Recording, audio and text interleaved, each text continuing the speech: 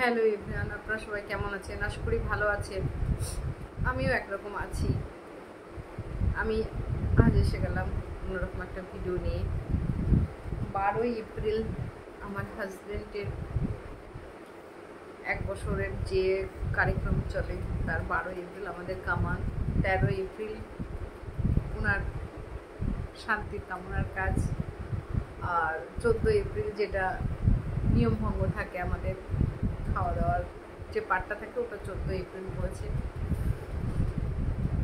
তাই বলি দেখতে দেখতে একটা বছর কিভাবে পেরিয়ে গেল। উনি তো একটা বছরের মধ্যে একটা দিন আমাকে কিচ্ছু কথা বললেন না, আমাদের একটু স্বপ্নেও দেখালেন না। ভাবতেই পারছি না, একটা বছর চলে গেল। খুব মিস করি ওনাকে, খুব মিস করি। 1 মিনিটের জন্য ভুলতে পারি না। কেন ভুলতে পারি না জানেন? আমার হাজব্যান্ড খুব ভালো মানুষ ছিলেন, উনি ভীষণ ভীষণ ভালো ছিলেন। আর বলে না, ভালো মানুষকে ভোলা যায় না। মানুষের কি বলবো, উনি খুব খুব ভালো ছিলেন, খুব কেয়ারিং ছিলেন।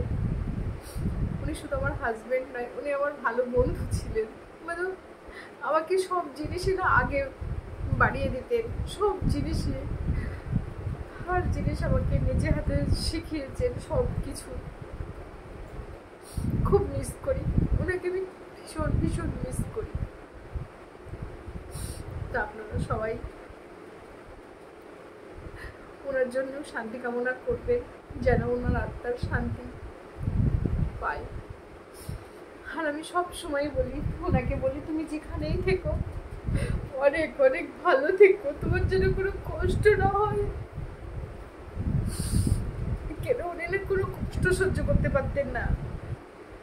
উনি মানে ছোট থেকে আমার শাশুড়ি মা বলতেন, বৌমা আমার ছেলে না কোনো কষ্ট, মানে কোনো রকম একটু পরিশ্রমের কাজ কিংবা একটু বেশি যেগুলো আমরা পড়ে ঘরের কাজ, উনি কি করতেন, উনি পড়াশোনাই করতেন শুধু, মানে আমার শাশুড়ি মা বলতেন। তো আমিও দেখেছি বিয়ের পরে উনি না একদম কষ্ট সইতে পারতো না। তাই ওনাকে বলি, তুমি যেখানে থেকো তোমার যেন আত্মার শান্তি কামনার জন্য তুমি ভালো থেকো। তুমি আর হাসবে না ফিরে, কিন্তু তুমি খুব খুব ভালো থেকো, যেন তোমার কোনো কষ্ট না হয়। খুব মিস করি ওনাকে, ভীষণ ভীষণ মিস করি সব সময়। এগুলো তো মানুষের সামনে বলা ঠিক না, এটা তো সম্পূর্ণ মনের ব্যাপার। ওনাকে ভীষণ ভীষণ মিস করি। তো তোমরা সবাই আমার সাথে থেকো, পাশে থেকো। আমি তো কদিন ওনার কাজের জন্য বেশি অ্যাক্টিভ থাকতে পারবো না। তো তোমরা সবাই আমাকে যেভাবে ভালোবাসা দিয়ে আসছো, সাথে আছো, সবাই তোমরা আমার সাথে থেকো।